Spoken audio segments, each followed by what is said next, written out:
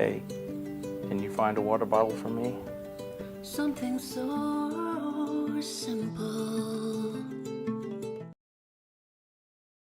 Max Brantley with the Arkansas Times. On Monday, November the 6th, another week, another mass killing. In Sutherland Springs, Texas, a small town near San Antonio yesterday, a man with a semi-automatic rifle burst into a Sunday morning church service at the First Baptist Church and killed 26 people and wounded a number of others. He fled the church and was killed himself, perhaps by a self-inflicted gunshot wound during the chase. What do we know? Well, we know that some of the pattern fits here. He's somebody who'd been involved in domestic violence before. He also had a relative who was a member of that church, his mother-in-law.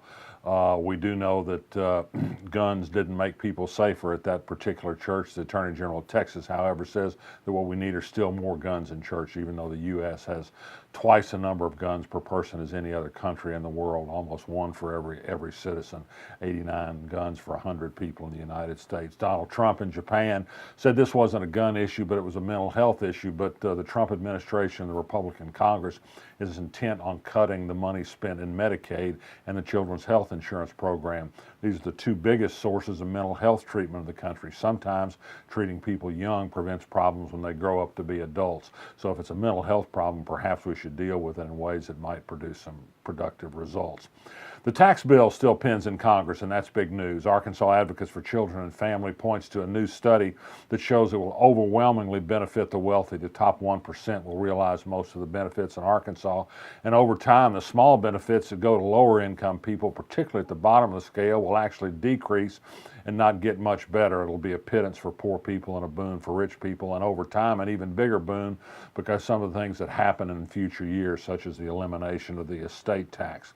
This could be big news this week. The University of Arkansas Board of Trustees meets Wednesday and Thursday, and they have some big issues on their agenda. One is a contentious fight with faculty members over a change in the tenure policy that faculty members say would make it easier to fire them if they're not viewed as being collegial enough, and also would limit their free speech rights. Also pressing before the board is the situation at UAMS, a 12,000 employee behemoth in Little Rock that is faced with problems because of declining federal research money, because of uncertainty about federal Medicaid support, and for scarce support from the state of Arkansas for the university. Mississippi spends 10 times the amount on its medical school that Arkansas spends on it. But that's not the biggest news. The biggest news is football. There's strong reports I received this week that an executive session with Chancellor Joe Steinmetz of Fayetteville may bring up simmering unhappiness about leadership in the athletic department, not just the poor showing of the football team coached by Brett Bielema, but with athletic director Jeff Long himself. Stay tuned. Thursday morning could be exciting at the UA Board of Trustees meeting. Today, lawyers for Jack Green, who's set for execution Thursday in Arkansas, asked the state Supreme Court for an emergency stay. They want a hearing on their contention that he's mentally incompetent and is deserving of a hearing by an independent fact finder, not a competency decision made by the head of the state correction department. The state education department announced today that it had taken over the Earle School District. It had removed the principal, the superintendent, has stripped the board of its powers, and has appointed somebody to run the district. Some $2 million worth of improper expenditures over the last 2 years and other audit problems are at the core of this decision. Saturday night, Lieutenant Johnny Gilbert, a 33-year member of the Little Rock Police Force, was making an arrest for disorderly conduct at a private event that he was helping provide security for near Daisy Bates and Ringo Street, and was struck by a hit-and-run car. He's in serious condition today in a hospital, but in stable condition. He's a leader of the Black Police Officers Association and a well-known figure in Little Rock.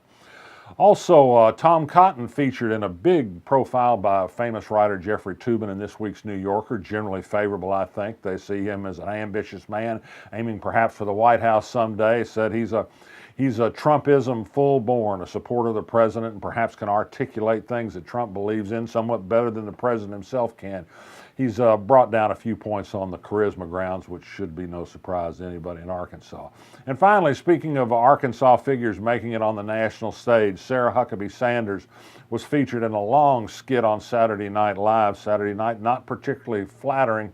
She's having to tell too many lies for her boss, and people have started to know it. The southern accent she has isn't covering up for her just that well.